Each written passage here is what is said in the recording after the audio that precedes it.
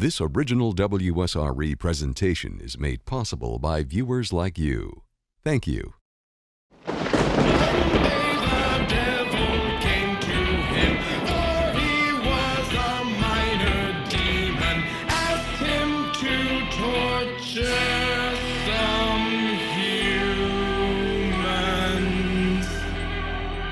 With his two friends in tow, Mittens and El Sapo, the Baron Mondo Van Duren on Nightmare Theater.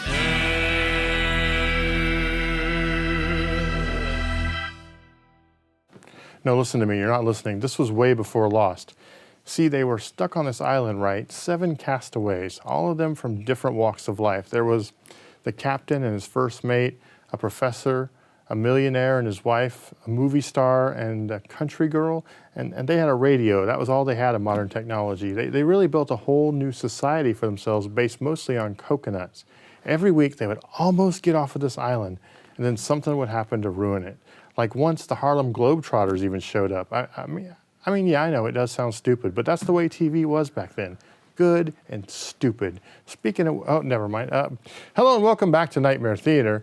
I'm the Baron Mondo Von Doren, and here with me is Mittens the Werewolf, and we were discussing hackneyed plot devices as we await the biggest hack of them all, El Sapo de Tempesto, to arrive with tonight's movie.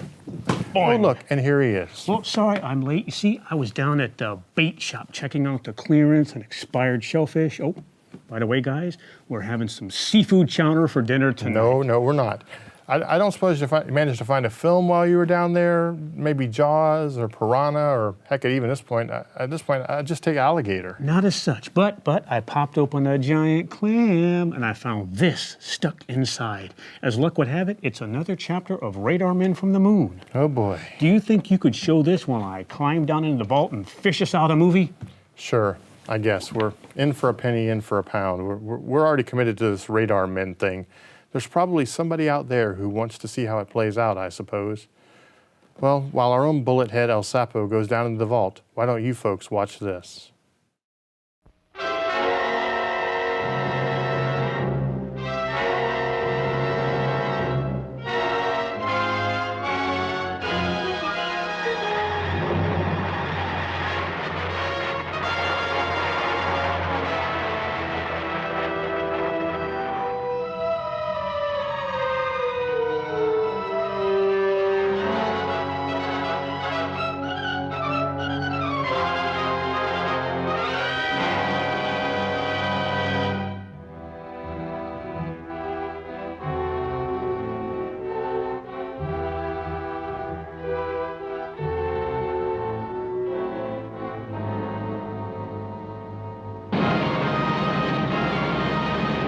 Bunch of rocks ahead that'll give us some shelter.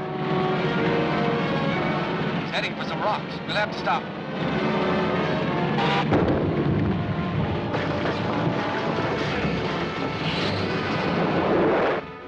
That's our feed pressure line. We're stuck. I'll say we are. Pressure's down to nothing. I could fix this if I have time. Fly out and try to stop them with your grenades. Okay. Stop behind a rock, but I think I can blast him.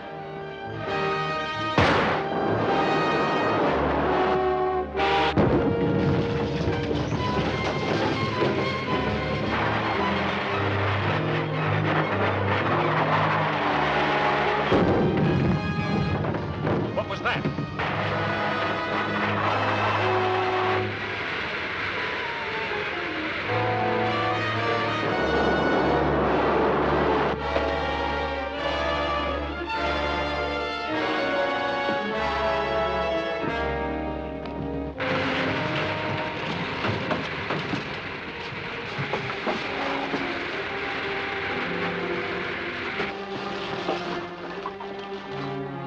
Stuck. So's the other car. Let's go after him with our ray pistols.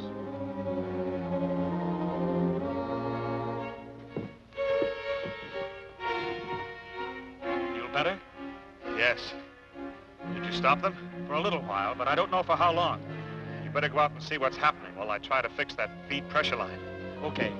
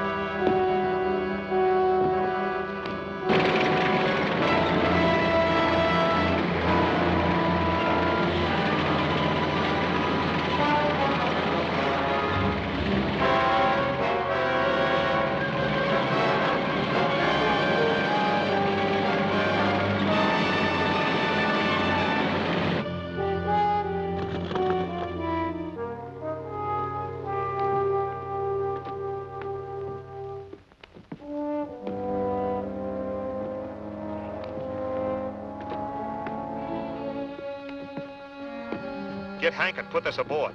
And get set for a takeoff as fast as you can. I'll ditch this car. Right.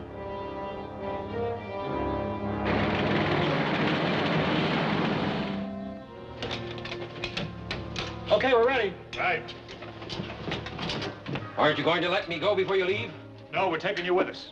And you better go back to your quarters until we get started. Get going!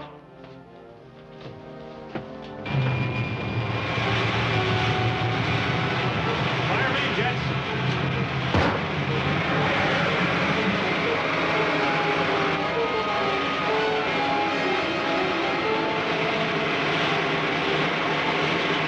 Well, we're on our way. And am I glad. I'll go get us some coffee.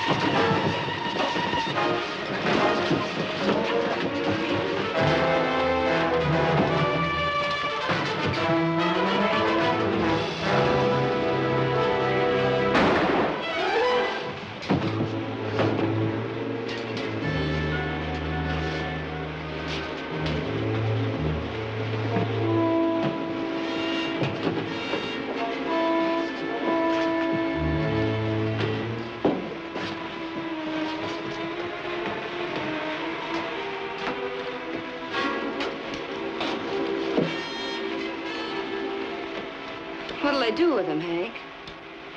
It's just like a burial at sea, Joan. Only his body will float around in space forever.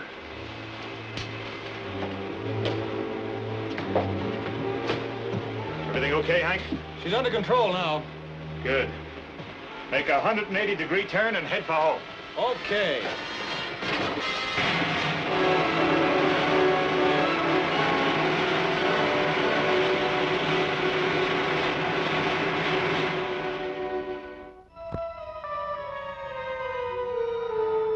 Ready, calling Krog. Ready, calling Krog.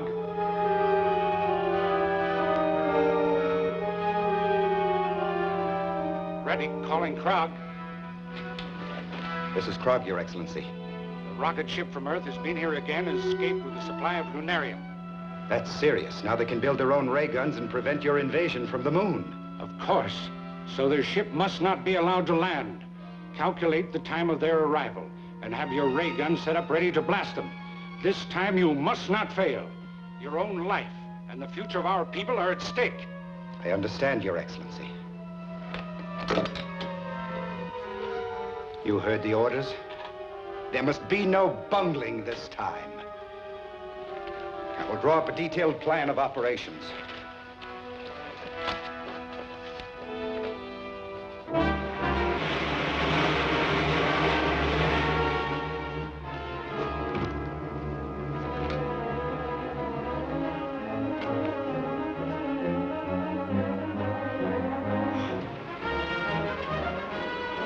Wait till it turns in for a landing.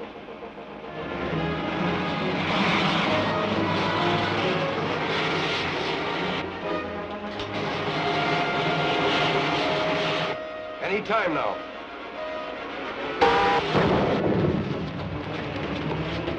That was a ray gun blast. Take her up again, quick!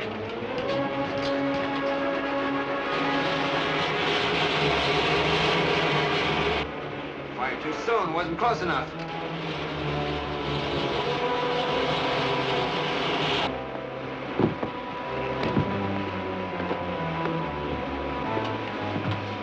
Keep going up. We've got to stay out of range. Okay, but then what? We're almost out of fuel. Gotta set her down sometime. It's probably Graber and Dale in that truck with the ray gun. I'll try to stop him.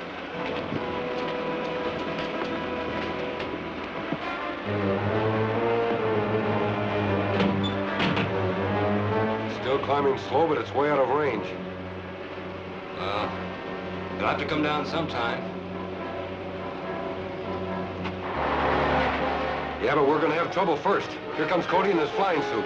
Get him in your sights and blast him when he gets close enough. If I wait for him to get any closer, he'll be right over us. Then take a shot at him.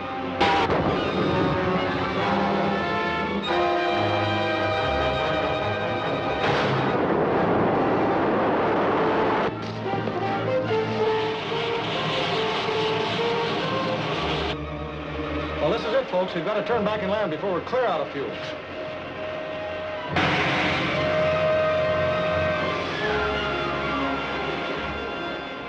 Rocket's coming in again. Get set for it. This time, wait till it gets so close you can't miss.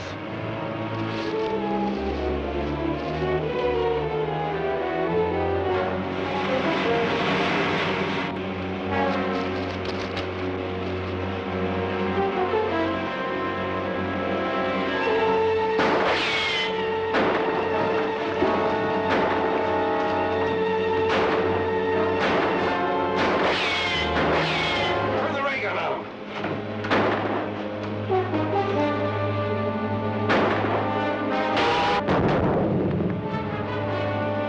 Forget him. Get the rocket. It's almost down.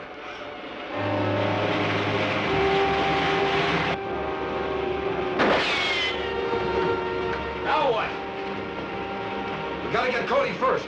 Give a blast. I can't get at him behind that rock. Then hit the cliff above him and bring it down on him.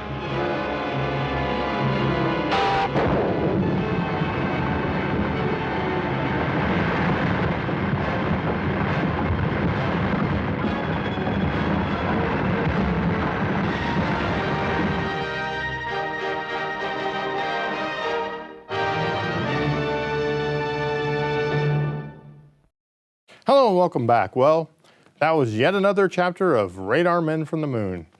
I really can offer nothing more to you. At this point, it is what it is. Let's all just sit here together in silence until El Sapo arrives with tonight's movie and think about how our lives could have possibly been different than where we are right now. Hey, boss. Hey, Mittens. Say hey, fellas. I think I found a movie that Mittens is really going to enjoy tonight. Well, that doesn't sound like good news. What's it called? Well, check it out, boss. Check it out. Werewolf in a Girl's Dormitory? Boss, this simply has to be the wacky adventures of a plucky young werewolf who sneaks into a girl's dorm for a bit of racy fun. Hey, what? Doesn't it? This is what it is.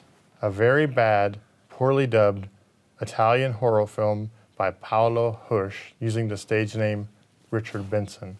It was made in 1961 and finally released on an unsuspecting public in 1963. You know, if there is one thing I've learned from working here, it is never a good sign when the director changes his name and they hold the film for a few years. Definitely not. This movie stars a predominantly Italian cast. However, astute viewers might recognize Kurt Loewens. I won't. I said astute viewers, not obtuse viewers. He was in many American TV shows like Murder, She Wrote, Night Court, The A-Team, and MacGyver. It also stars the great character actor Maurice Marsac, who, oddly enough, was also once a guest star on one of the pinnacles of American television broadcasting, The A-Team. He also appeared in the Steve Martin comedy The Jerk. On screen, Marsac generally played French waiters or snooty maitre d's.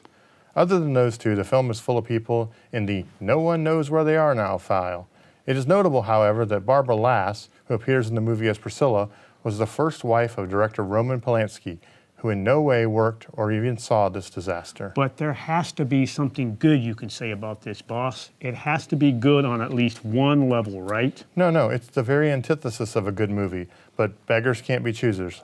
I'm sorry, Mittens. I know the title sounds like this is going to be a deliciously ribald romp for those of your kind, but in fact, it's more of a plodding dud of cinema. So sit back and relax as we bring you an Italian sausage that is definitely turned. Werewolf in a Girl's Dormitory, here on Nightmare Theater.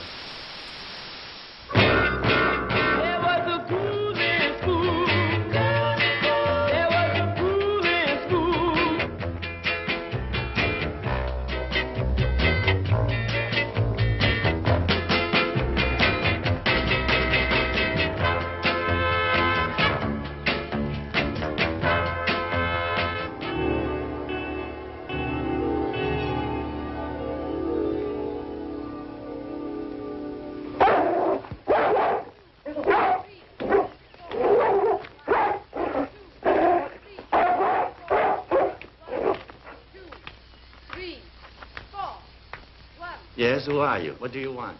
I'm Julian Olcott. The director is expecting me. Enter, please. Thank you. 4. 1, 2, 3, 4. 1, 2, 3. Be calm. 1. Wolf doesn't bother anyone. I'm Walter, the caretaker. I'm pleased to meet you. The studio of the director is in front of that court at left. Down there in front? At the left. Give me your suitcase. Thank I'll you take it. very much. 1, 2, 3, 4. 1, 2, 3, 4. 1, 2. It's a pleasure for you, too, isn't it, teacher?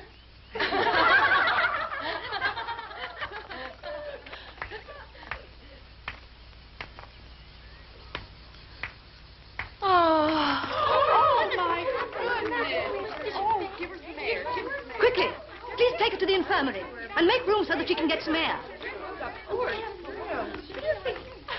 Look, she can't even look at a new man without fainting dead away. I'm sure she's pretending. That one? I've known that one for a long time, way before she faked it. Mary has a marvelous ability for always being in trouble. Love has never killed anyone. She's just found a way to make it pay plenty for her. Beautiful. I don't think that's the reason she did it. Then what do you think it is? Only a man can make Mary pass out. She's bound to recover in the infirmary so she can go out tonight.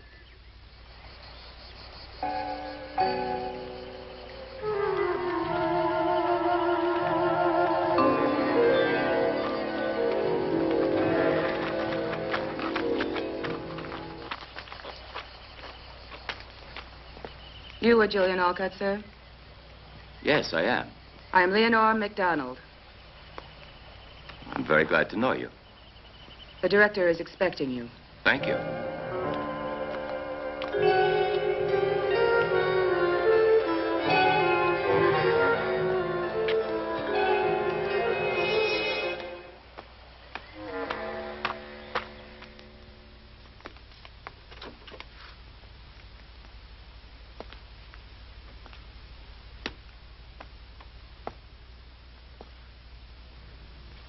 Julian Olcott, correct? Yes, that's right. How do you do? Pleasure. Dr. Benson told me to see you, and here I am. Dr. Benson is an old friend. He wrote to me. I've been expecting you. Sit down, please. Thank you. There's something I should tell you. Please, sit down, Doctor. Yes, Dr. Olcott. I know everything.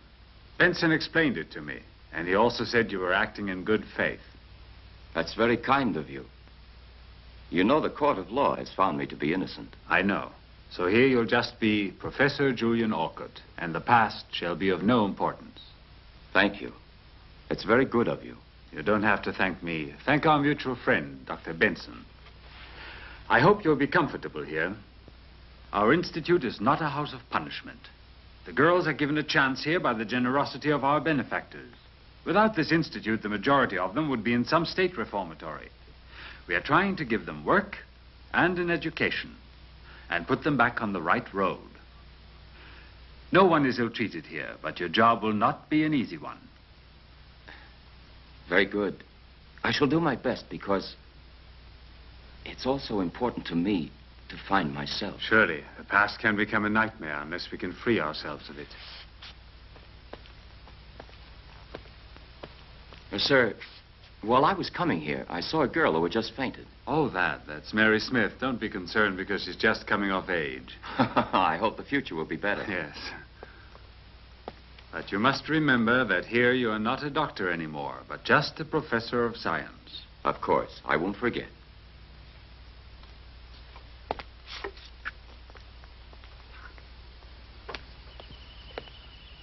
If you'll come along, I'll show you your quarters. Ah, thank you very much. This way, please, Professor.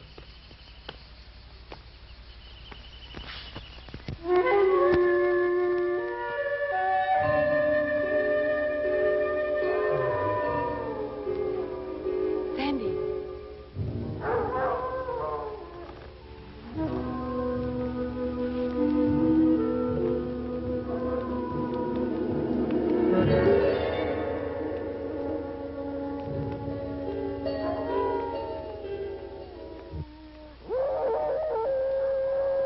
hear the wolves?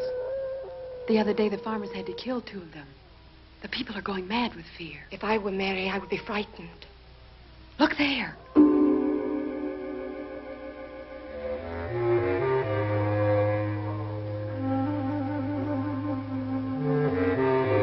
Mary! She means trouble, so why bother? It's better to forget her. Let her go if she wants to. Look.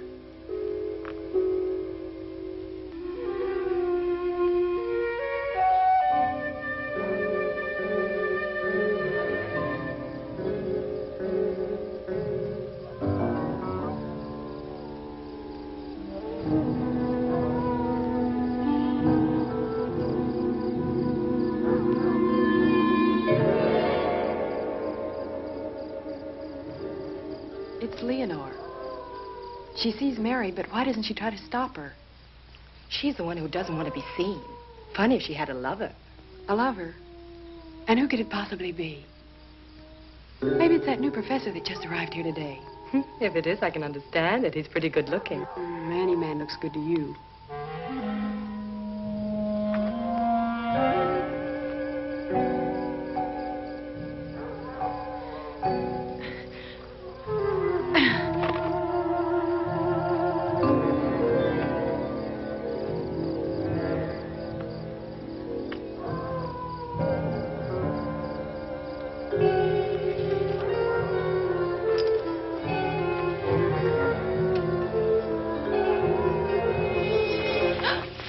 You should never be here at night. Let me go. Don't touch me, pig. You've got your money. Let me go, or tomorrow I'll spill everything. About you and about him. Let me go. Get easy or you'll be sorry. I want you in one piece. I came here only because of the promise you made.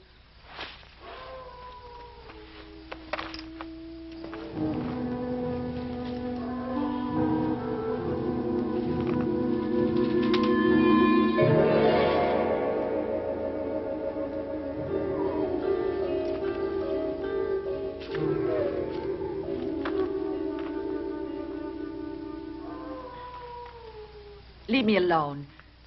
I came here because I want something. What is it you want now? But I've given you everything. And so who needs it if I have to stay walled in here? Make your promise good to get me out. You wanted a little love on the sly? Then find me a way out of this pig pen tomorrow night. Do you hear? Tomorrow night. No, Mary. You know very well the court has sentenced you. So only the court can possibly free you, Mary. My body for a middle-aged oversex phonier. Now you expect to get off the hook. No, you don't. Aren't you forgetting, Mary, that you have the letters? The letters. When you give them to me, I'll free you. They're burned. Remember, they're important proof. Very important. So careful. No, wait.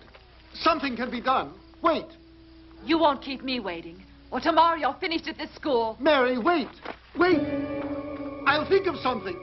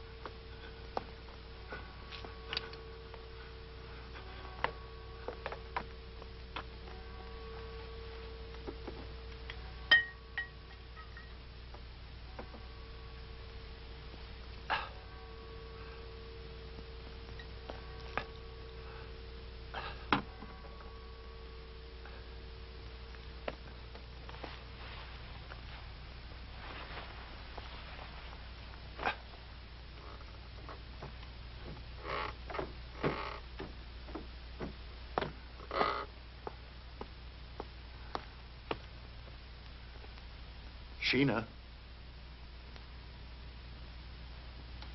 Sheena. Sheena. You really are corrupt, Alfred. No. It's not about her again. Not this time. It's now something horrible, Sheena. I saw. You're a beast, not a man, my dear, so go to the devil.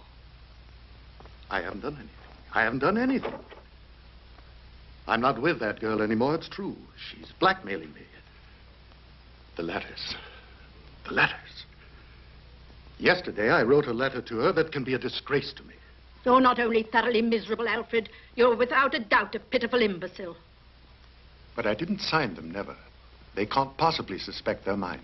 You fool! How far do you think you would go if everyone knew what you really are, Sir Alfred Weitzman?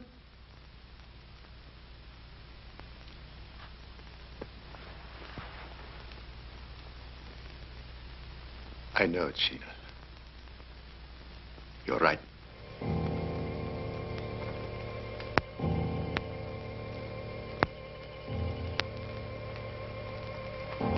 Miss Schultz, is it all right, please, to go in there? I want to see her. No, it's not possible. Take this, distribute.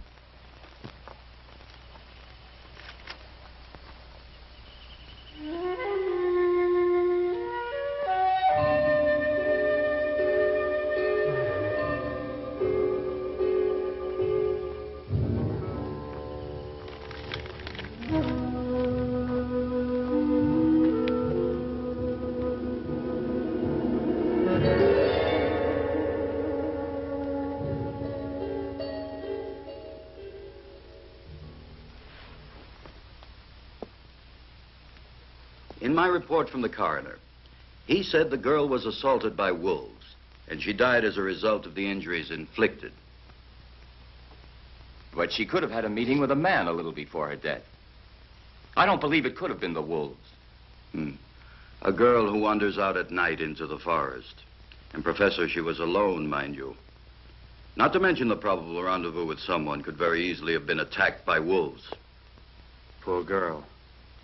It's a terrible disgrace to be destroyed after years of work. I fear that the good name of our institute will be compromised. We can't be concerned about the Institute's good name. In a case like this, sir. Here's Sir Alfred Weitzman. Sir Alfred, something horrible has happened. Sir Alfred, I believe you know this girl. Yes. I believe I've seen her, of course, at some time. May I leave now, please? What has occurred has upset me very much. Excuse me. Sir Alfred, will you join us, sir, for a minute or so, for I have to complete my report. Purely a formality, of course.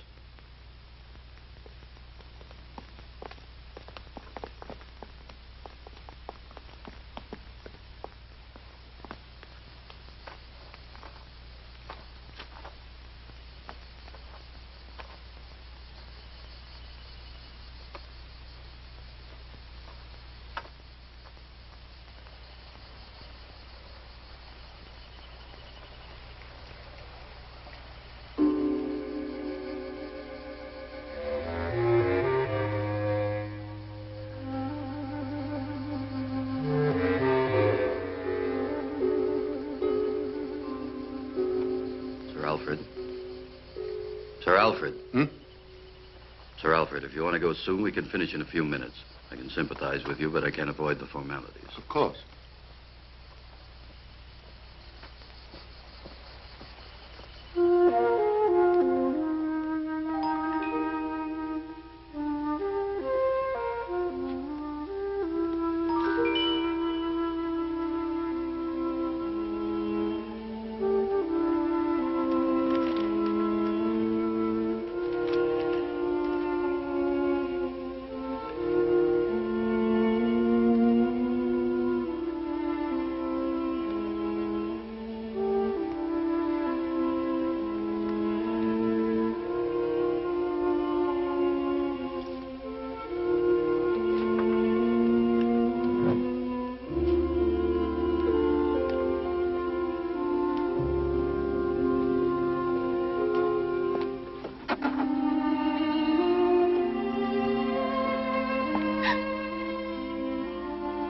Priscilla, what are you doing here?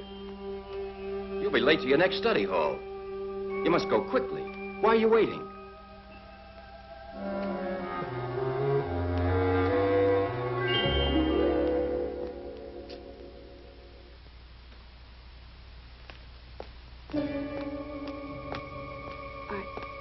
I thought I'd forgotten my notebook, Professor.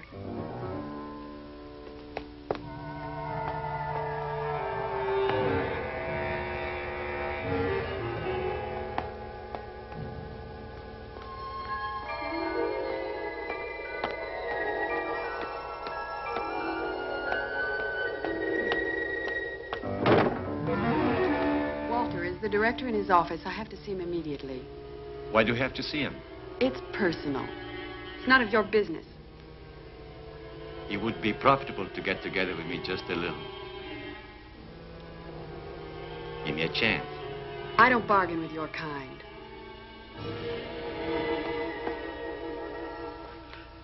Well, now I'm finished. We'll soften the news in all of the papers as you asked, sir. You're very generous, Inspector, and I should like to thank you in the name of the council of the Institute. It's my pleasure, Mr. Sir Swift, Alfred. excuse me. Yes? One of the girls would like to speak to you. Make her wait for me. You shall have no reason to worry. I'll increase the supervision over the girls. There's no need to change this institute into a prison, or we might as well leave the girls in a state reformatory. Please don't worry, Sir Alfred. I know well how far I can go.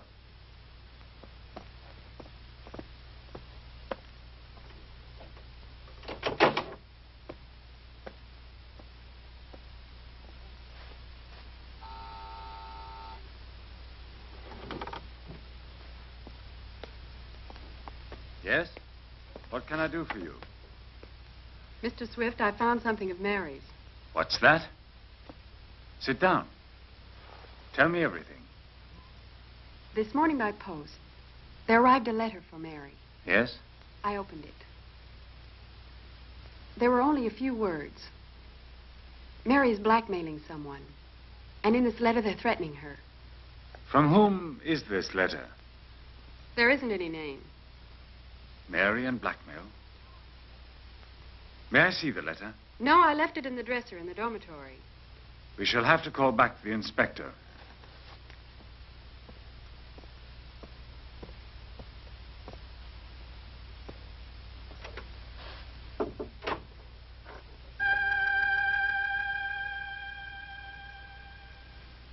Tommy, call the inspector and ask him to come over as soon as possible.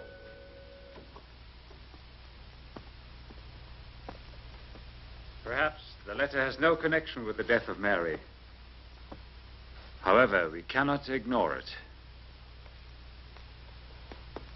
No, a blackmailer is not an assassin. They tell me they've legally established that she was torn up by an animal, but we're not very certain you have told us the truth.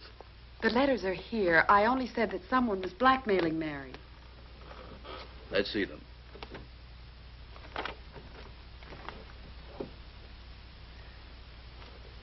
Well, have they just vanished? But they were here. I put them here a few minutes ago. What do you hope to gain with this bad hoax, girl? But let's not waste energy by telling lies and by alarming us. I have fair grounds to arrest you. Excuse me, Director.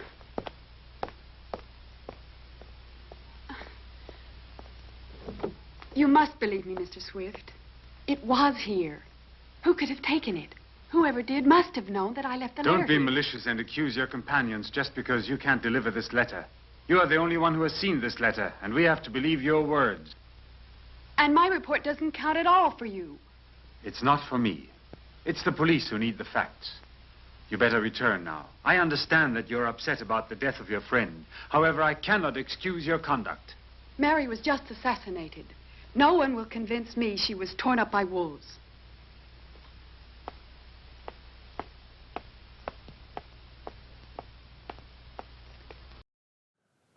Welcome back. I'm pleased that some of you are sticking it out with us as this disaster piece continues to devolve into something less than watchable. But you know what, boss? I'm holding out hope, though. It's getting better, and it's got to get even better. This might turn out to be the single best film we have ever seen. Now, don't get your hopes up, because they're going to be dashed upon the rocks like the Exxon Valdez, and no amount of dish soap is going to clean this mess up. What's gotten into him? What is it, boy? What are you doing, Mittens?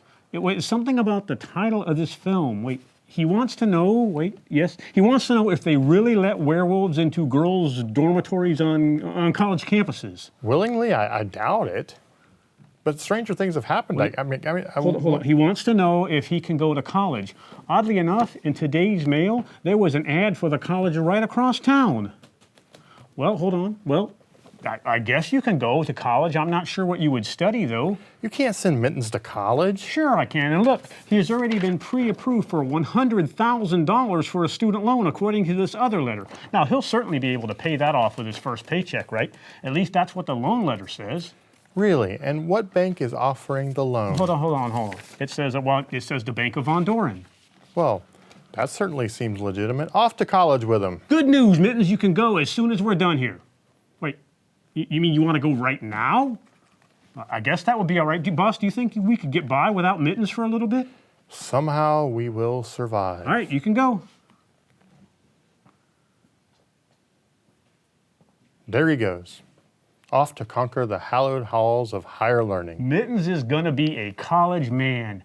Man, boss, I wish I could have gone to college. Well, you know, Sapo, it's never too late. The Bank of Von Doren is offering student loans, however much you need, and those interest rates. Woohoo! While Sapo fills out his loan paperwork, why don't you folks get back to Werewolf in a Girls' Dormitory here on Nightmare Theater? Remember, Sapo, the more you borrow, the better job you'll get upon graduation. Woohoo! These globules, which are red, are presented in the form of minuscule discs that are biconcave, and there are many of them. There are around 5 million in each millimeter of blood. They're very elastic, possessing the ability of varying their form. Beside elongation, which we discussed earlier... You can't be certain about that. What connection could he possibly have with the letter? Through sections of the body which are... He arrived only a few days ago. Possibly he's been living at Brinsville for many months. Here is the chart representing the body and blood. Good. We'll leave this lesson as it is for today and pick it up on Tuesday. Please go now. Done. You aren't coming? No, I want to speak to the professor. Okay. Professor, excuse me. What do you want, Priscilla? I want to speak to you a moment. But of course. Something you need to know? Have you seen Mary's body? Yes. Why didn't I and the other girls get a chance to see it before the burial? Maybe it's better that you remember her the way you last saw her.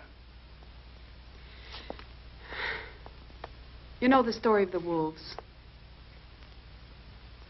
What do you mean? But those scratches, those wounds, were they made by a wolf? To my knowledge, this has not yet been confirmed, and I don't have any actual reason to doubt it. Why did you come to instruct here?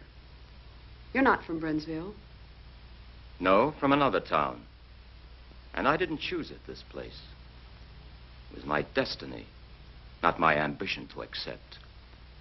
Wish something else right now? No, I felt you might know something about the death of Mary, but I see you won't tell me anything.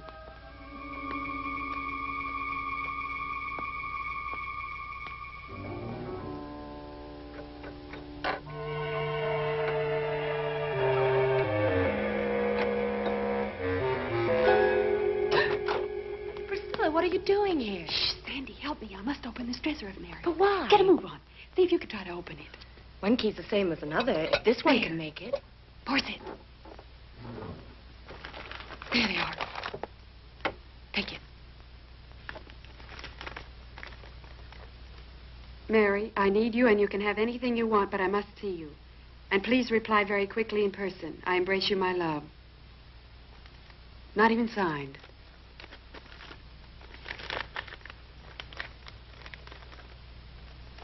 And also this one. Read it. Read it. No, not yet. No one must ever see this, because I know which one murdered Mary. I know the man. Yes. It's very difficult to understand, but now that you've been with us here for a week, what's your impression? Well, I don't think these girls are any more difficult than others of their age. Perhaps you're right, but these have found the bitterness of life much too early. Yes, I must agree with you. Even without knowing them as well as you do. Tell me, that one, for instance. What's she done? Why is she here? She was convicted of attempted homicide. She was living with that poor Mary in town. One night, a sailor was trying to beat Mary, almost strangled her. Then Priscilla, defending her friend, almost killed the sailor. Now I understand. That's why the news of Mary's sudden death touched her so deeply. Yes. As the girls are alone here, a friendship like this can sometimes be their only consolation. And where's the hard cash? He'll pay you after. Maybe he'll give you more because he likes you. I? Yes, you. I do believe that money makes a person do anything, don't you?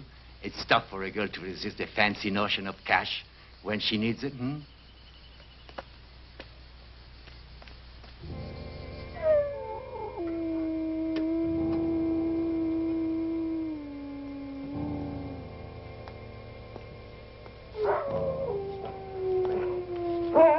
Good dog. Stop it. It's a friend.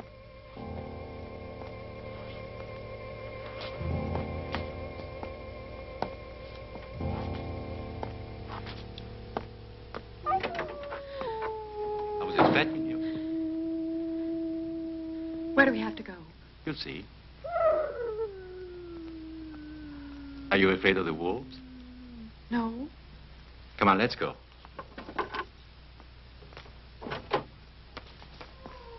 Watch the house well, Wolf.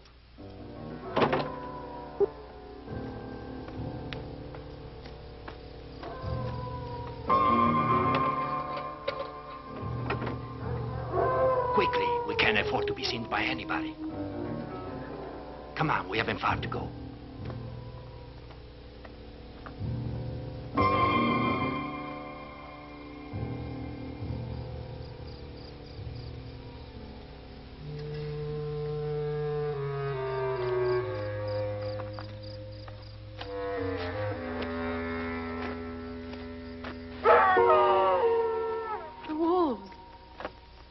It's only the beasts fighting among themselves, Priscilla. Come on.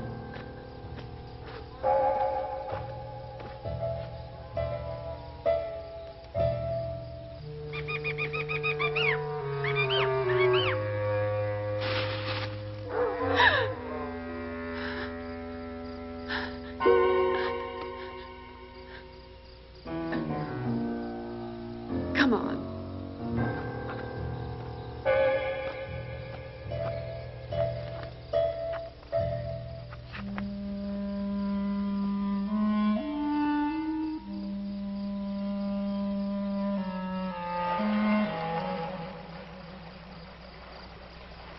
Is this where it was, Walter? What do you mean? Is this where they found Mary? How would I know?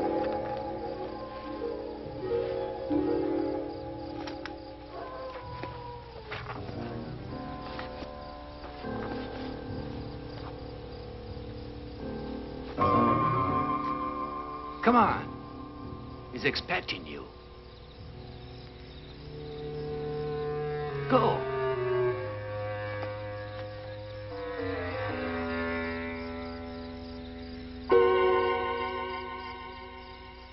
Go on, girl, go on.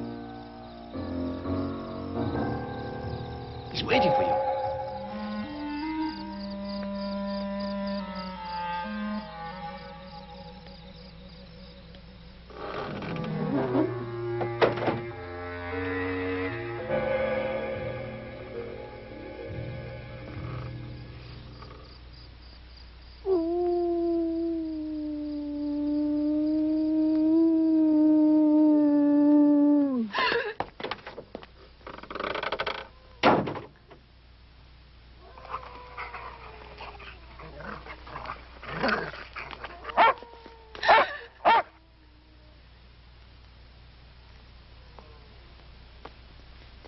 Don't be afraid. You're Sheena Whiteman. You expected to find my husband, am I right? Stop it. Take this. This is so you'll have a worthwhile reason for coming here. To me, you're another common slut, just like all the others. And as of now, it's finished between you and my husband. Whiteman. It was your husband. Now it's clear to me. What's clear to you, you little tart? You're all alike. You're all ready to sell yourselves. Yes, but not to be killed. Your husband has killed Mary Smith because she received this. No. My husband is perhaps a philanderer, but he's not an assassin. Then I'll explain all this to the police.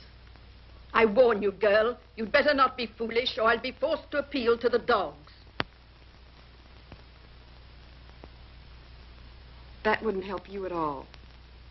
All the other letters are securely hidden, in case they find me, like my friend, attacked by the wolves. Where are the other letters? Do you have them? Those letters will be delivered to the police. I only want to know who's written them. Oh, that's the reason you came here. Yes, that's the reason, even if you don't believe me. Sit down. I believe you, but also you must listen to me. For a long time I've been watching my husband. He's a strange man. He's a sadist. Everyone else believes he's a respectable person, and he's not even faithful. It's true. It's true the other night he had an appointment with that Mary. I followed him, intending to interrupt them and put an end to it once and for all. They met each other, and when Alfred left her, I know that girl was alive, still living. But suddenly, there occurred something horrible. It wasn't my husband who killed your friend, and it was not the wolves. There was a moon. I saw that the assassin didn't run away immediately. He remained in almost a contortion for some moments on the bridge before going, and it was then that I was able to recognize him. Who's there? Where? Over there. There was someone at the window.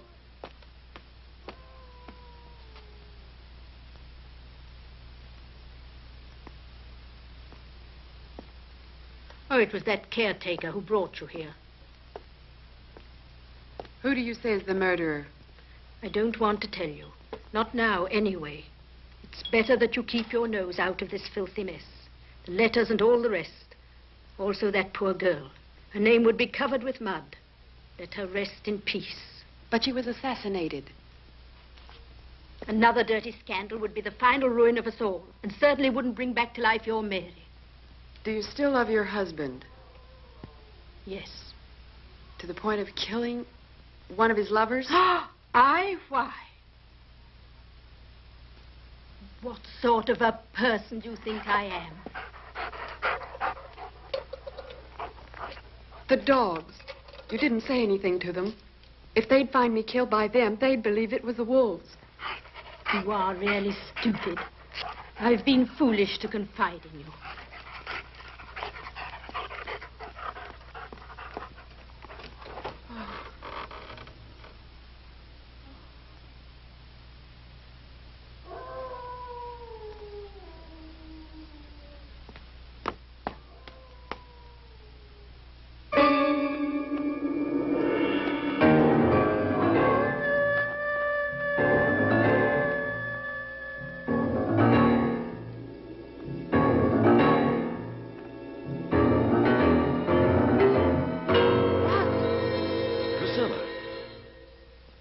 Calm down. What are you doing here at this hour? Maybe I should ask you the same thing. But I can respond to that. I'm fixing traps to free the forest from the wolves. In a certain sense, we were doing the same thing. What do you have to tell? Oh, nothing. Were you the one that was following me, Professor? No. Absolutely. Why? I don't know. It seemed like someone was following me. Come on, I think I'd better go back with you to the Institute. I'm certainly safer going with you than going alone. Priscilla, I'm sorry, but I have to make a report. You were told not to come here. Make it. You don't have to worry about me. You're a strange girl. Is that a compliment? Oh, perhaps.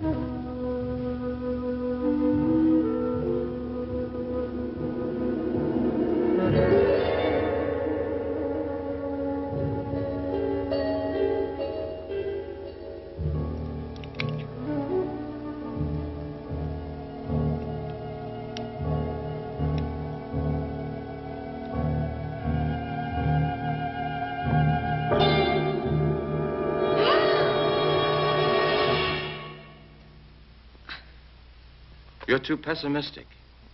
Even if life is hard, it's worthwhile living it. You must believe in something. Don't be afraid. It's only a wolf that must have just fallen into one of my traps. You have to go? Yes. Excuse me, it's really necessary. You know, the wolves know how to free themselves and escape with a broken foot. Oh. Don't be worried. I'm almost there already. Professor? Yes? The report? Don't worry about it. I won't say anything to anybody about it this time. I won't even ask you what you were doing out at this hour. You see, I have faith in you. Thank you. Priscilla.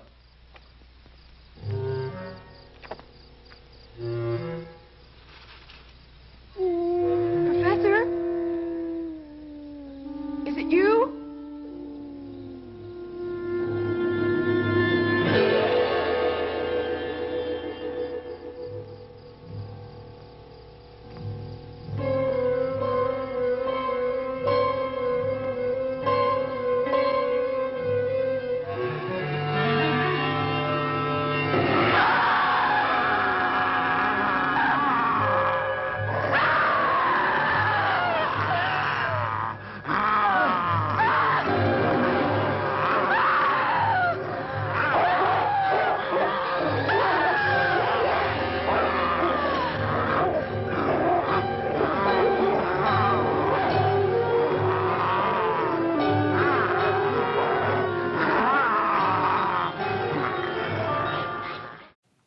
Hello and welcome back. We hope that you're enjoying Werewolf in a Girl's Dormitory. We understand that there's very little to enjoy, but this is a judgment-free zone. Whatever gets you through the night. Now, Mittens has gone off to college, and El Sapo here is busy filling out his own application. Don't forget that loan application, El Sapo. If I recall correctly, Section 12B has to be signed in blood. I'm on it, boss. I'm on it. Say, boss, right here, where it says high school, I can leave that blank, right? Why would you leave it blank? Because I didn't go. You didn't graduate from high school? No, I didn't even go. I didn't think I needed to. Because there ain't nothing in school they don't teach you on the street. Well, just how far did you get in school? As far as I needed to work here. Listen, between you and me, it seems unlikely that you're going to get into college. But I'd still fill out that loan application if I were you. Bank of Von Doren student loans can be used at trade schools, barber schools, clown colleges, bartending schools, swimming lessons, whatever you like. Even if life is your college, we can provide the right loan for your needs. So college isn't for me. No, it's not. Colleges are institutes of higher learning. You'd better set your sights a little lower. Like maybe you should focus getting into a nice trade program like TV repairman or alligator wrestling. Not that you would know, but there's honor and dignity in work. Ah, well, but hey, check this out. I got a letter from Mittens, and he's in college. The letter's, let me read this to you. Let me read this to you, boss. Guys, loving college so far. Haven't made it to class yet, or into a girls' dorm. But I made the pep squad, and I'm vice president of the speech club. The speech club? That's weird. I didn't even think he could talk. Maybe the vice president doesn't talk. Does he say anything else about college? Has he picked a major? He didn't join the foreign film club, did he? I don't think so, but boss, what is a major? Well, a major is what you plan to study in college. Ideally, the skills you learn in your degree program will help you get a good job. Aha, so if I had majored in philosophy, I could most likely get me a job in philosophy. What did you major in, boss? Evil studies. I wrote my thesis on customer service call centers. Some of my ideas were adopted by major companies. See, before me, companies hired 10 workers for every 5 customers. That way customers never had to wait. Preposterous. Under my plan, there is 1 worker for every 1,000 customers. It saves both time and money and irritates the callers. People hate it. It was a great success.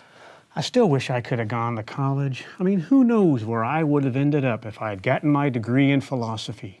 Just imagine the doors that degree would have opened. That degree certainly would have opened many doors. The door to the supply cabinet, the door to the mop closet, the door to the shed where your boss keeps all the lawnmowers and shovels. Many, many doors, Sapo. Well, college is yet another in a long line of unfulfilled dreams, I guess. But I hope Mittens gets something out of it. I suppose that's a good way to look at it. Why don't we get back to the movie? And while we're at it, why don't you finish that loan application? I'll do that. Our income contingent repayment plans are quite irrational and unreasonable. Wait, don't you mean rational and reasonable?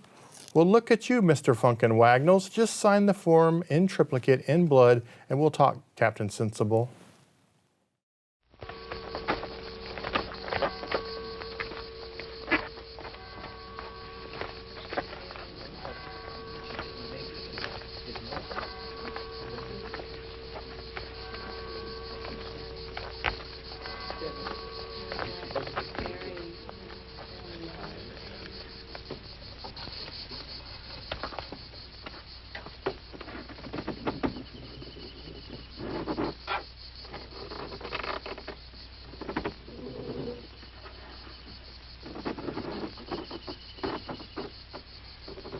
Sheena was all to me. A companion both good and kind and devoted.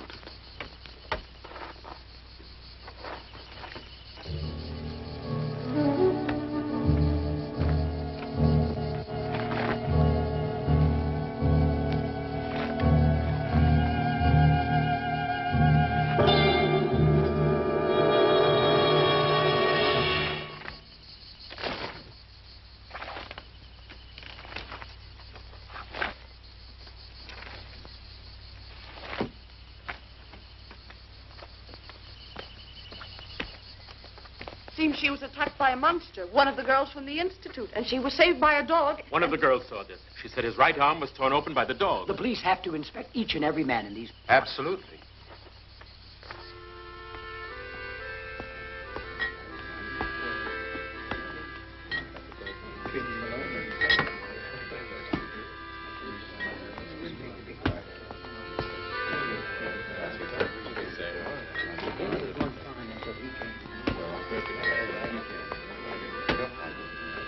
The police are asleep here. We'll have to try and find it ourselves. Certainly. Brownsville will not lay down. We'll find him. Yes, we'd better act before he strikes again. We don't want him to get hold of one of our children.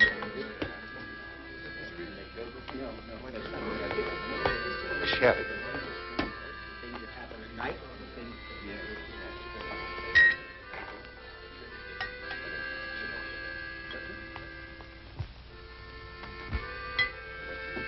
Okay, talk. She's still in the infirmary. The dresser, we didn't find anything. You must. You have to find them. If I don't recover those letters, I cannot rest. Look at that man. His right arm isn't functioning. He's the caretaker of the Institute. Sir Alfred. The girl was attacked right in the vicinity of the guardhouse. Certainly it's him. Come on, what are we waiting for? Careful. Don't move. Yes.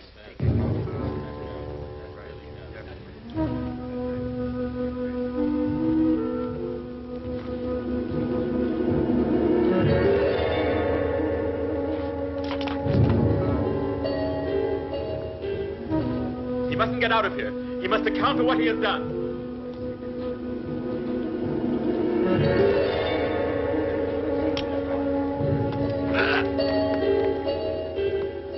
Stop it! You're all going mad. Let go of that knife. Walter, nobody's going to do you any harm. Now let him pass through. The man's hand. Look, men. Look at his hand. This man has no scar on his hand. His hand has been like this since he was born. Now we're leaving. Step aside. Come on. Come on, go on and sit down. Nothing is happening. Get going, boys. What were you doing with Sir Alfred? Nothing, Dr. Strett. Why? Return to the Institute. These people could do you great harm. Yes, sir.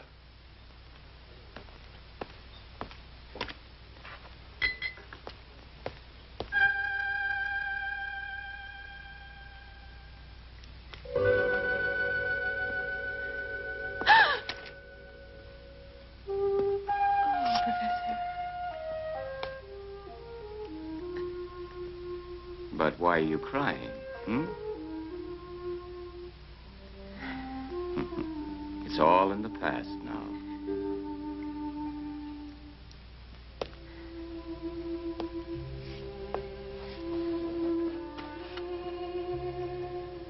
Calm yourself. Here you are protected. Yes. But it isn't that. Then what is all this? Sheena Whiteman. Sheena? Is this what's troubling you? Tell me why. You must have faith in me, Priscilla. You know that you can trust me.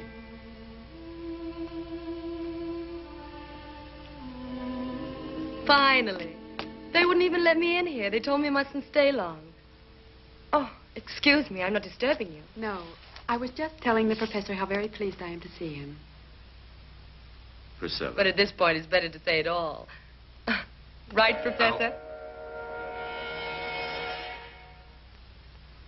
Sir Alfred, we've been risking our reputation for him.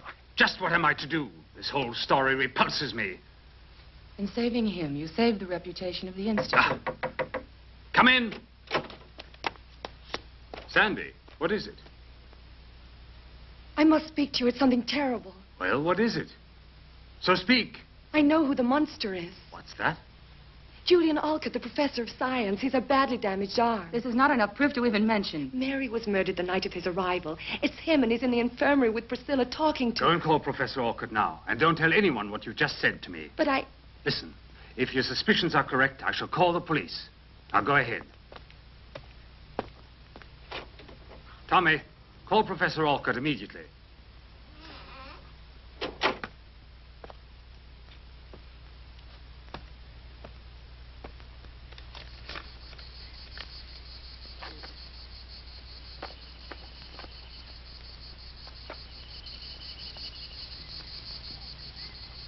I cannot tell you too often, but I must have those letters. With pleasure, Sir Alfred.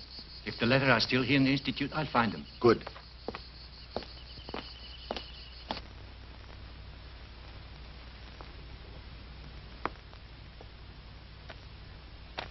You wanted to see me, sir? Yes. What, in your opinion, happened in the woods? Well, I believe it has to do with a lycanthropus. In other words, a sort of werewolf. Exactly. Please explain this to me further. What is this? An interrogation? Better to tell me than the police, don't you think? Yes, of course.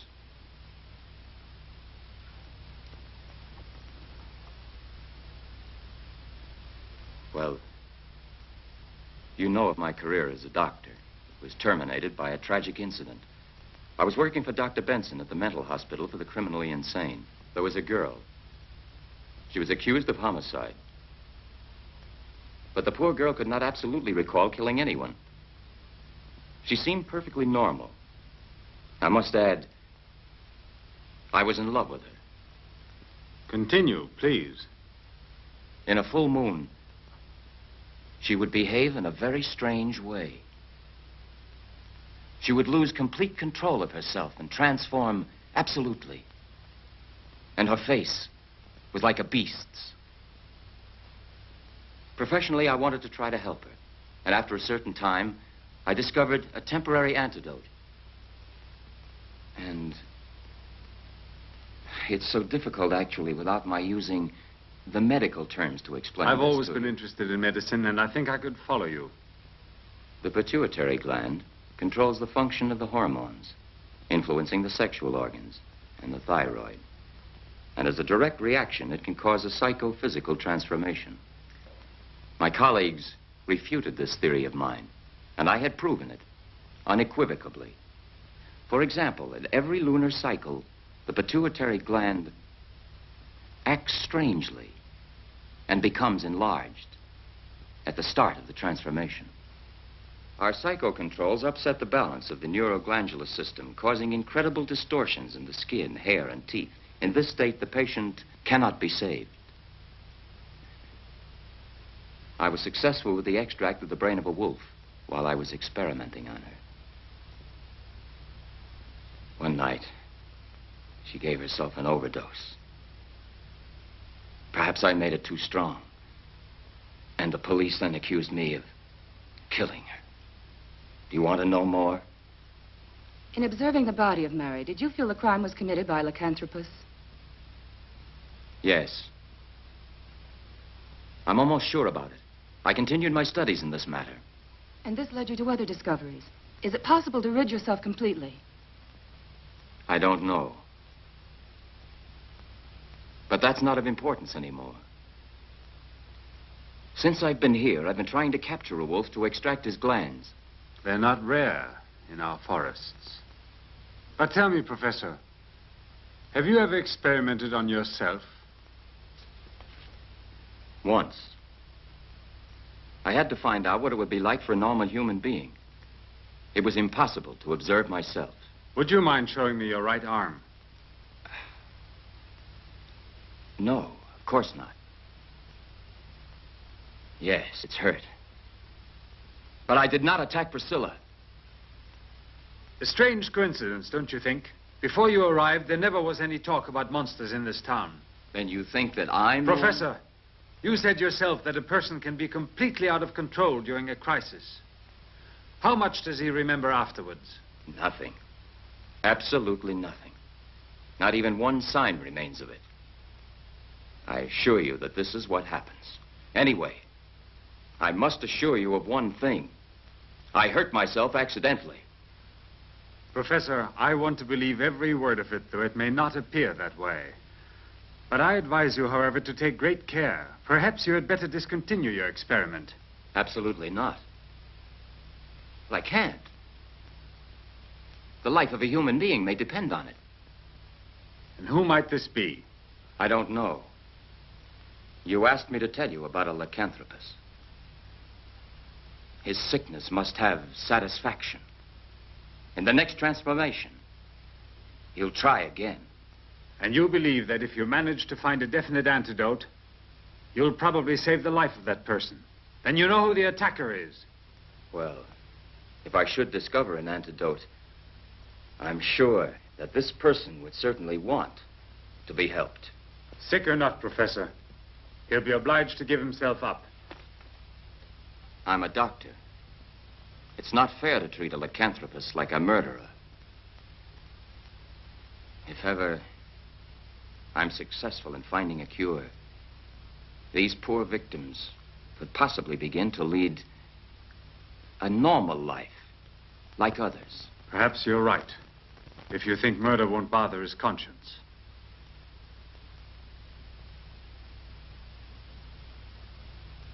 If you should ever find out that I am the monster, I should like to be treated the same as you would like to be.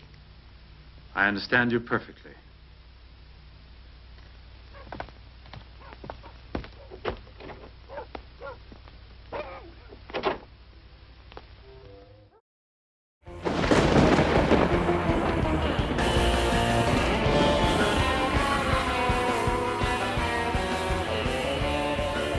See, the Force was this thing that ran through everything. And these guys, the Jedi Knights, they worshipped the Force. And then they went and ruined it with midi-chlorians. Oh, wait, whoa. Goodness gracious. It looks like El Sapo's prom date, maybe. It does. Anyway. It is. Welcome back to Nightmare Theater. That was disturbing. We're here once again in the sub-basement of the television studio, and once again the mysterious curator is here with another piece from the Merrill Movie Museum. And her name is Dolores. Yeah, I think El Sapo recognizes her. So, curator, where is this from? So this is from a movie called Late Phases. This was a werewolf movie that was done by the special effects artist Robert Kurtzman. He actually directed the film. And this is the female werewolf from that. So, yeah, you probably did date El Sapo. It's a good thing Mittens isn't here. That's right, exactly. Oh my. Yeah. So this was done as a puppet. As you can see, I'm kind of wearing it on my arm there, and I'm able to do a little bit of, just a little bit of puppetry. Her eyes do move a little bit, and you can kind of move the head around a little bit. But the mouth does not move. So this was not made to be seen for a long time on screen, but it was made to be seen close up on screen and kind of give you a good look at the werewolf. And you can do a good little jump. It's like in 3D. Right. What kind of hair is this, do you suppose? Well, it really depends on the project. I have seen things like yak hair used. Yak hair. Sometimes it's synthetic fibers. It really just does depend on the project. But yeah, you can see a lot of detail work would have gone into this, and this is not something that would have just meant to be seen in the background. Even if it wasn't seen for a long time, it was meant to be seen up close. And you mentioned Robert Kurtzman. Kurtzman's one of those guys who is very important in Hollywood special effects. The K&B Effects was the company that he helped found. Right, he was the K&B. Yeah, with Greg Nicotero and Bergen, and they filmed that company. But so, what did that mean at that time? Do you think that changed the way effects were being done? Because effects artists started after, Rick Baker won the Oscar for American Werewolf in London, speaking of werewolves, and that sort of changed the perception of special effects artists. They started getting their own notoriety just for doing their effects, for doing this amazing part of the movie. So do you think that allowed people like Kurtzman to go on and do their own thing? Yeah, it absolutely did. And they started out kind of teaming up together. First, they started out working with people like Rick Baker. Then they would eventually go to form their own studios and groups. And then sometimes those studios would break up and each form individual studios, which is what happened with K&B. They were, together as a group, and then Robert broke off and did his own studio, and this is something from later after he'd broken off with K&B. Several of them, you've seen a lot of people like that went on to be heads of studios. Stan Winston is, of course, one of the big names that's known very well, too. But people like Greg Nicotero, people like... Rob Bottin. Yeah. A lot of folks. Yeah, so they all kind of started off working together. A lot of them started off working, believe it or not, with Jim Henson, too. And it's interesting because when we think about special effects and this, especially this kind of fabrication and prosthetics and puppets and things like that, we mostly think about horror movies, but it pops up in a lot of other stuff as well.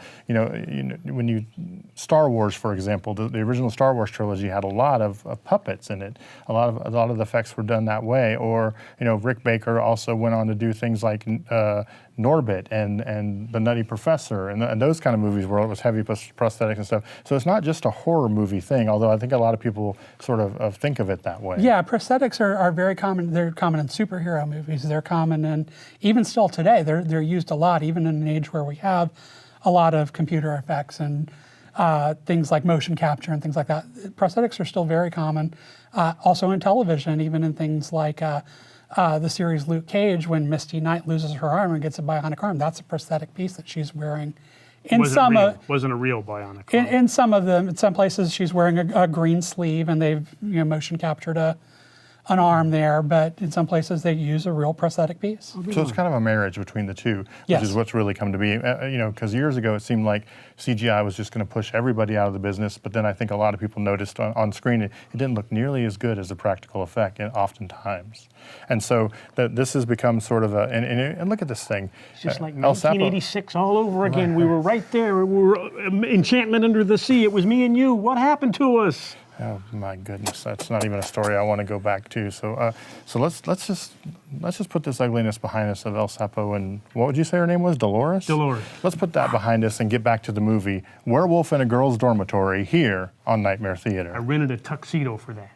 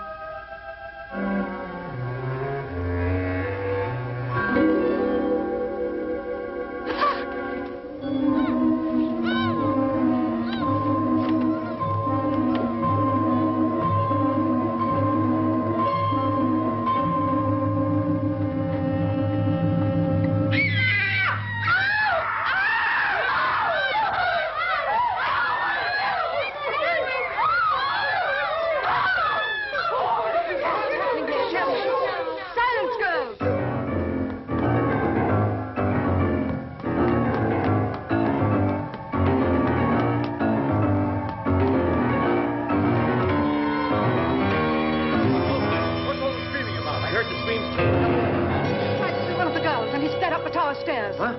That's impossible.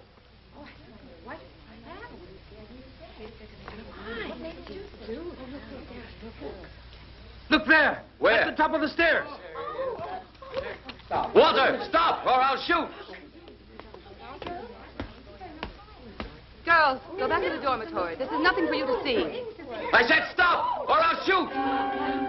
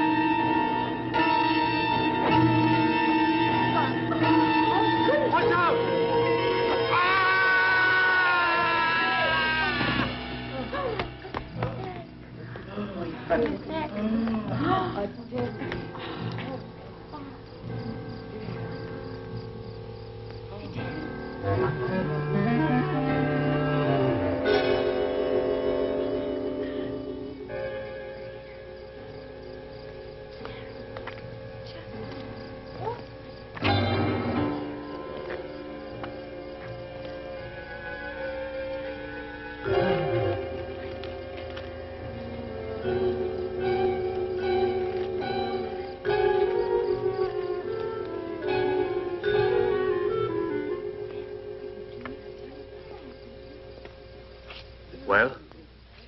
There's nothing more to do.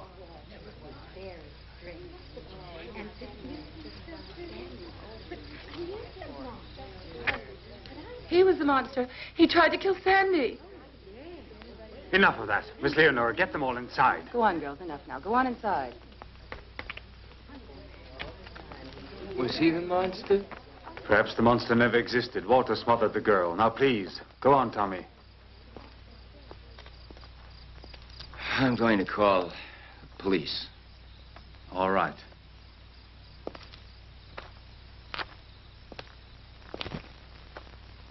Professor, Priscilla. what's happened?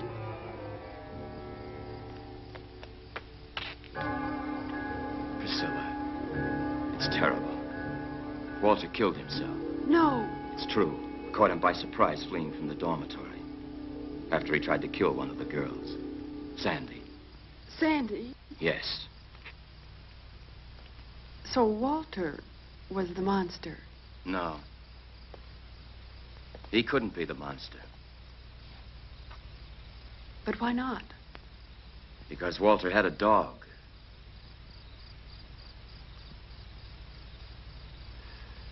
And dogs can't stand the odor of wolves.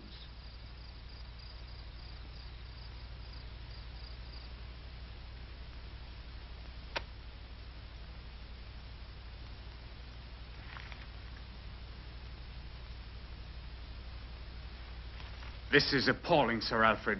Yes. It's like a compulsion I have here inside of me. And why am I like this? I don't know why. But I've never killed anybody. I've always paid. I've always paid for everything. Those that seem the best sometimes commit the worst. You know you've killed Walter. No. I only asked him to find the letters. I didn't know he'd be foolish enough to risk his life. You must help me. By helping you, Miss Leonora and I were almost involved in this dirty scandal. If Miss Leonora and I had not discovered the letters, you would be in jail. I'm innocent. If only Sheena was still alive. But why? Because Sheena, that night, when Mary was killed, she followed me. She saw who it was. Don't invent these absurd stories. There's no need for it. I have no intention of denouncing you. I haven't had a moment of peace since Sheena died. It's as if I had killed her with my own hands. If only I had the courage to kill myself. But Sheena knew. She knew. If she knew, why didn't she speak up? I don't know. Maybe she kept silent to blackmail me. She said that with one word, she could send me to the gallows. Even the death of your own wife looks strange in the light of this story. Strange? You think that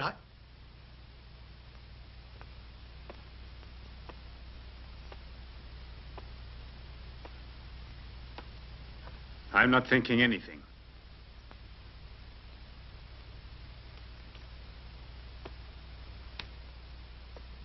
What are you going to do?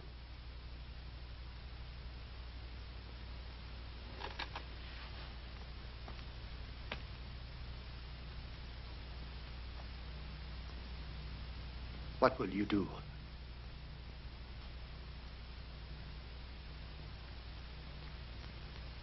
If you destroy me, you destroy yourself as well.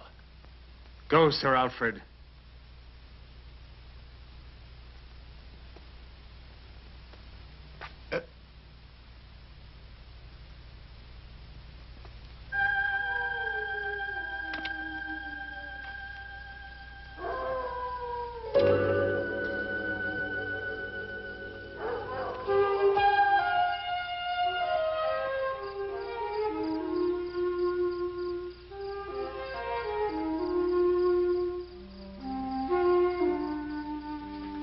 Why didn't you tell me about Sir Alfred? Because I was afraid. I don't know much about you, Julian. You continue to have secrets. Julian, I know you're a medical doctor. Ah. Well, then.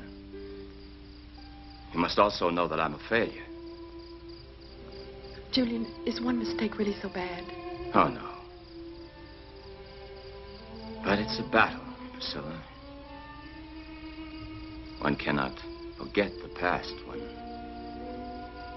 it keeps following you. All right, let's go.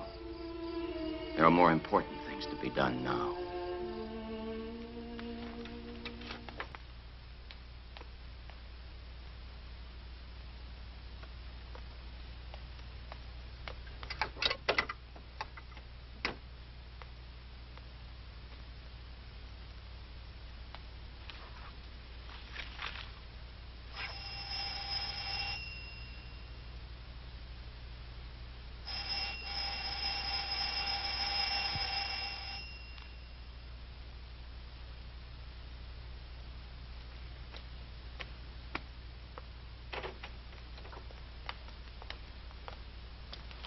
Excuse us, Sir Alfred, but it's very important that we see you. I'm sorry, but I don't have a lot of time to give you. Please.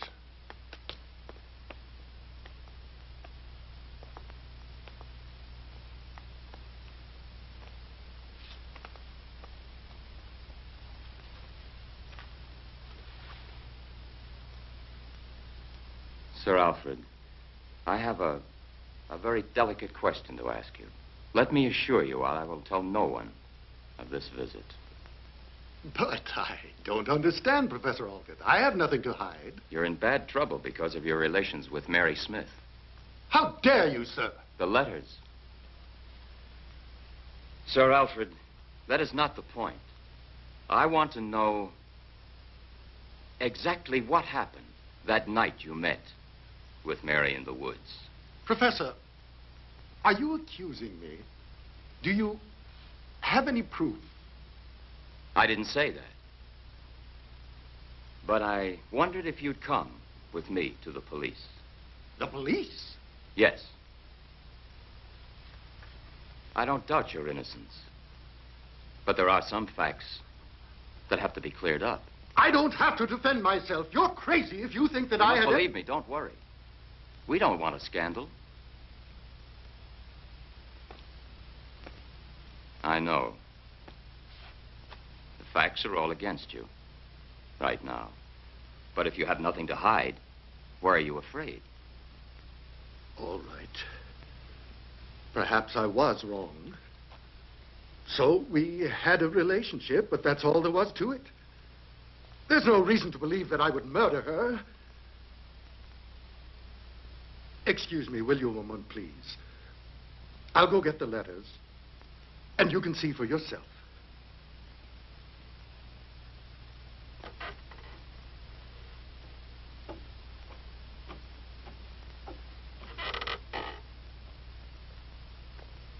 Well, what about him? It's a possibility.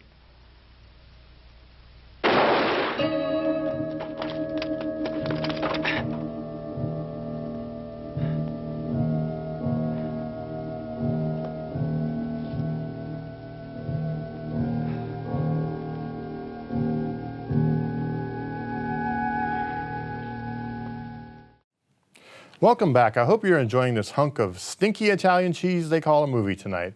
El Sapo has filled out and submitted his loan application, and it has been approved. Woohoo! When do I get the money? Well, about that, there are a few small matters to attend to first. There's the origination and destination fee, the processing fee, the nuisance fee, the collating fee, and the insanity insurance. Once those are paid, the money is yours. Jackpot! Hey, wait. What about the repayment terms? You know, I probably should have asked about that before taking out the loan. No.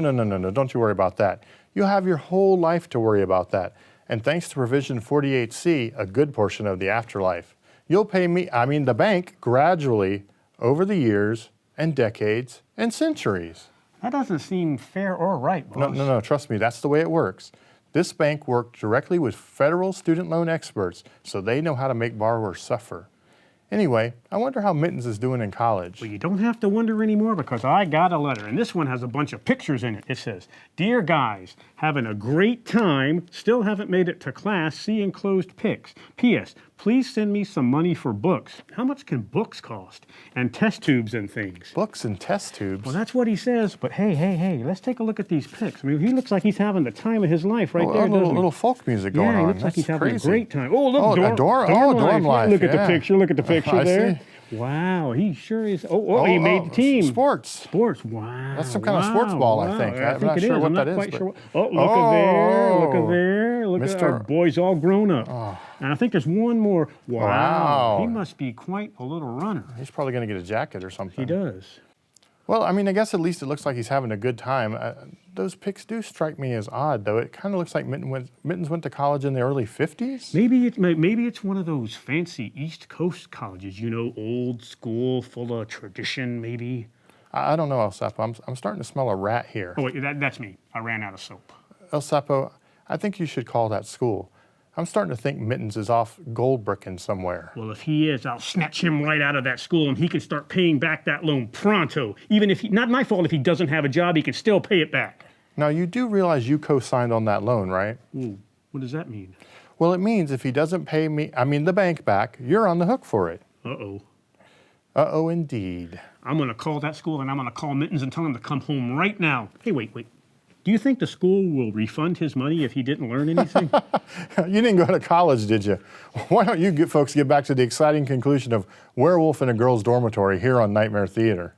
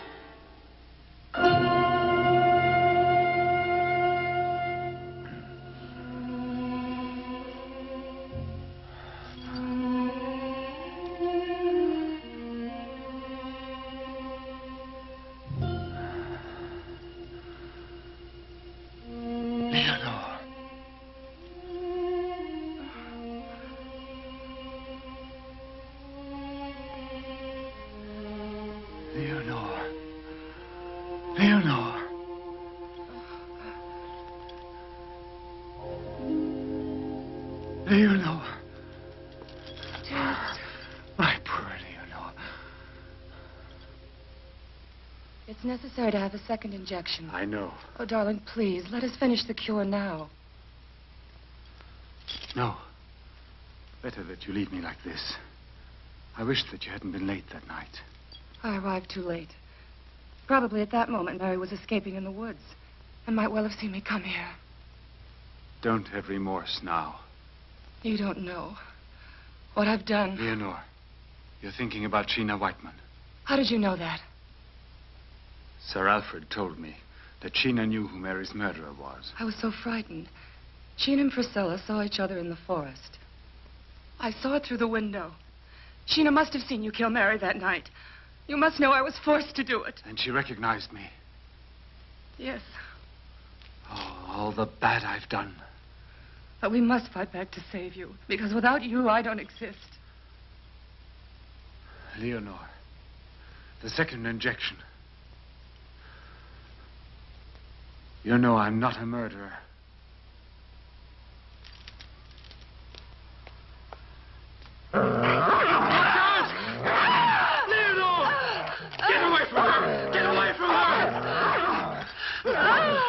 Leonor! I can't help you, Leonor!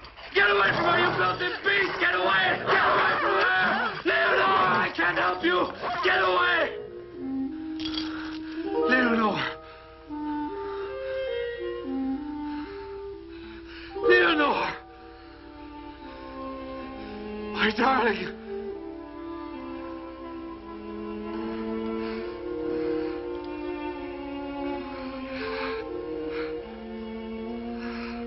The key, Leonor.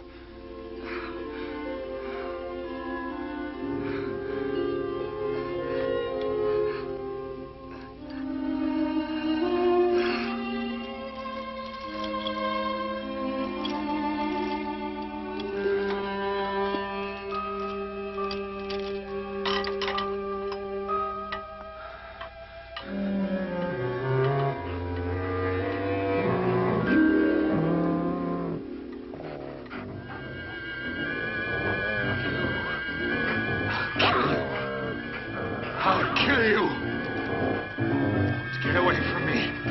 You've killed my Leonor! You must have known it was Walter. You were with him that night in the guardhouse. So what? And now? Listen to that story. Tell us, Pris, is it because you're making time with the professor that you're being so very uppity about it? Don't listen to her, please.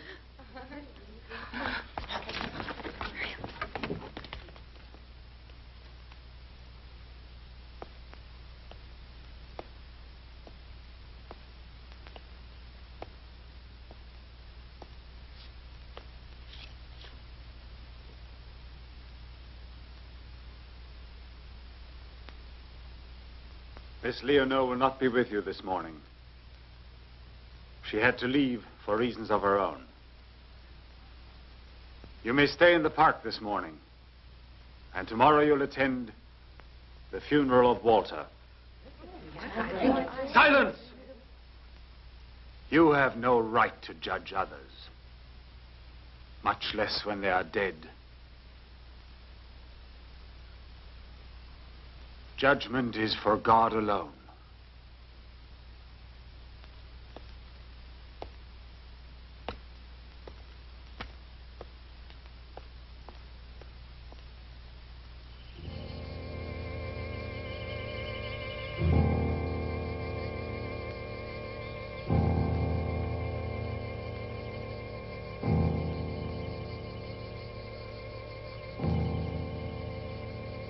Be calm. After all, he got what he deserved. No!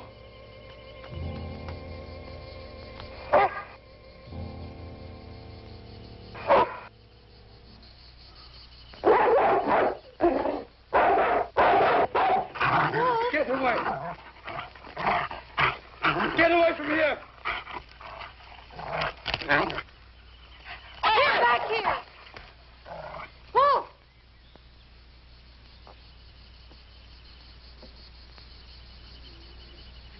The death of his master might have affected him. A beast sometimes is especially sensitive. It's true. Perhaps he feels guilty of Walter's death. I'm going now.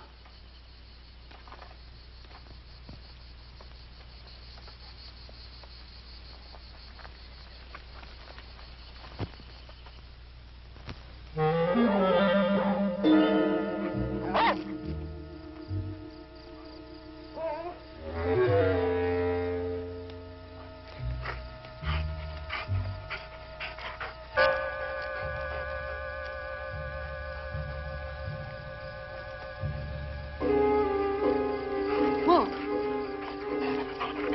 Wolf! What are you doing? Leave me alone. Wolf, where are you taking me?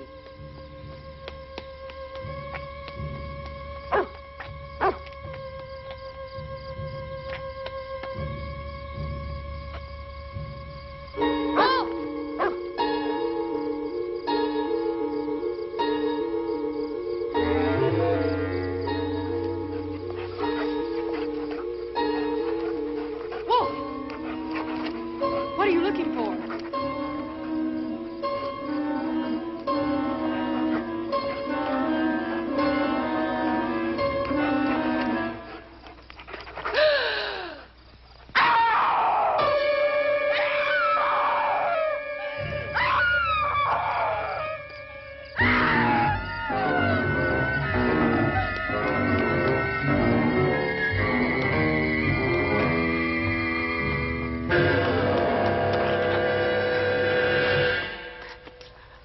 What are you doing here? There. Over in the woods. It's terrible. It's What's terrible. happened? What have you seen? I've seen a corpse. It's Walter. What are you saying to me? You're imagining things. No, I've seen it. It's not my imagination. The dog led me to it. Wolf. A dog? I followed him, and he took me into the woods. At a certain place, he began to dig and uncovered something. It was Walter. You're still in shock from that night. Come inside. I'll get you something to drink. All right, I'll go and phone the police. But if we find nothing again this time, come in. But if the body of Walter is buried in the woods, who could be buried in the cemetery?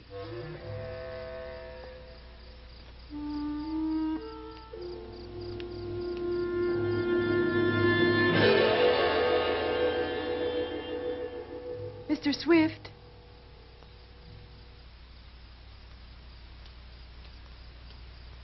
Mr. Swift, what are you doing? Can't you hear me?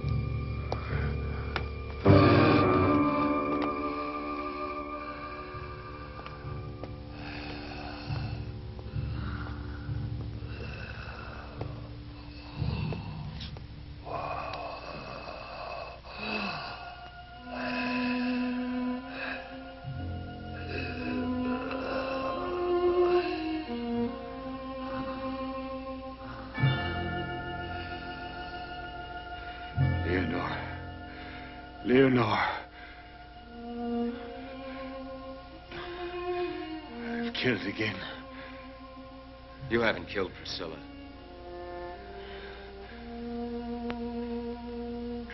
I shot you. I had to. It's better this way.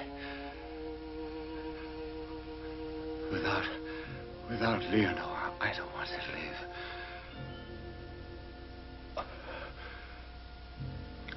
She was with me always. She tried her best.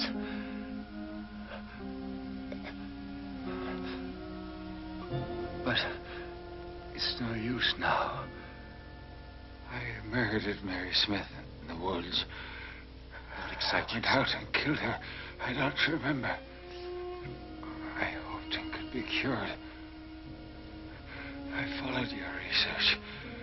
I begged Benson to send you. Leonore is in Walter's grave. Is she reburied in the cemetery?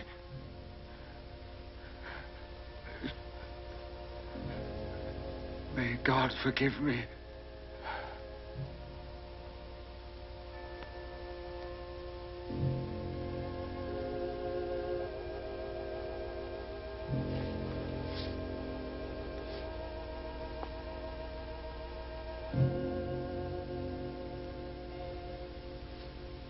Well, now it's finished.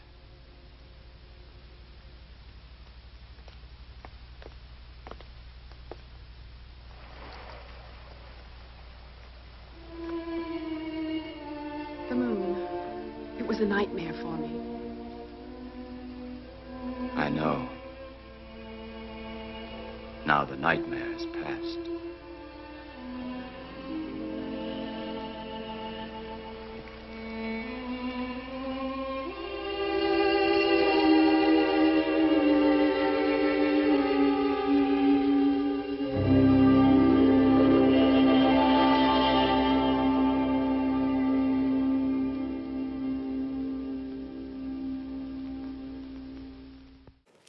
Hello and welcome back. Well, that was certainly an exciting ending to the film, wasn't it? I mean, at least it's over. Sapo and I are waiting for Mittens to return. Sapo called the school and apparently they had no record of a student named Mittens. They did, however, report that there were many complaints about a werewolf hanging around the Rathskeller, guzzling beer, pitching woo at co-eds, and getting into mischief. Well, he ought to be here any minute now, and I tell you what, I'm gonna tan his hide when he returns. That bus was supposed to be here an hour ago. Well, I think he's coming now. He's coming in right now. Young man, you have got some explaining to do. Where have you been? What is that? What is that? Let me see that. Let me see that. You graduated. Why, this is the best day of my life. A degree in business administration. No, I mean, we are so proud of you. Sapo, you know that's most likely fake, right? Students sometimes lie to their parents about how well things are going in school. Let me see that diploma. Look at it. Take a look at that. This looks pretty good. However, I'm a bit troubled by the fact that the university spelled diploma wrong, and I'm pretty sure there's no Z in business administration. Well, don't be suspicious, boss. Our little boy has grown up and graduated from college. This is definitely a fake. But what's important is what you think. And you think he graduated? I certainly do. Fine. Great. Congrats, Mittens. By the way, the terms of the student loan call for a first payment upon graduation, so pay up. Wait. What if he doesn't have a job and can't pay up? Tough. That's how student loans work. Pay up. What if something happens and God forbid he drops dead and can't pay up? Ah, then the cosigner pays, and that's you, so pay up. Man, this is a racket, isn't it, boss? That it is, El Sapo. That it is. But if you can't pay today, you can add 400% interest to the principal and pay tomorrow. While you figure out which internal organs you'll be selling to meet your obligation to the bank, what do we have on tap for next week? We have this.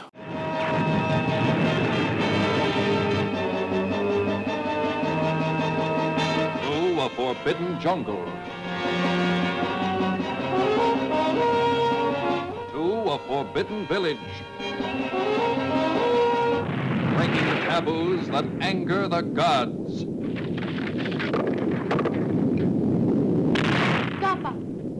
Papa angry.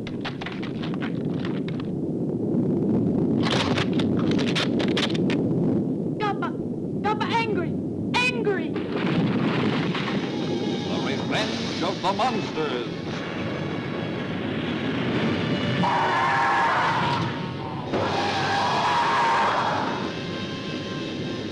The selfish whim of a magazine publisher. In this park, I will have strange tropical animals. Results in horrible destruction.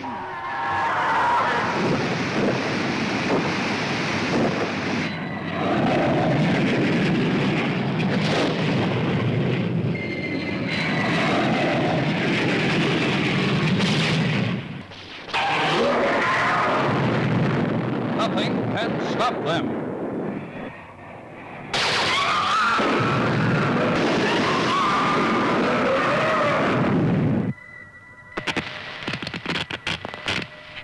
The monsters can actually think.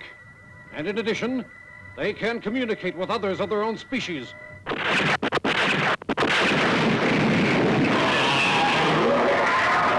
Worldwide terror.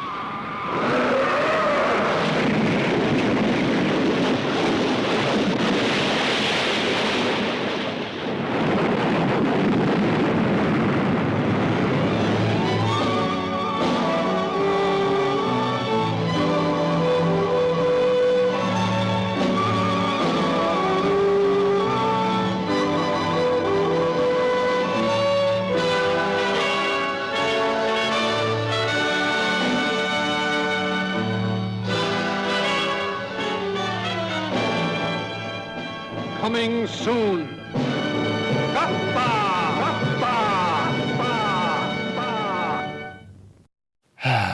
As usual, that looks awful. So about that payment. I'm caught a little short, boss. I'm going to need some time.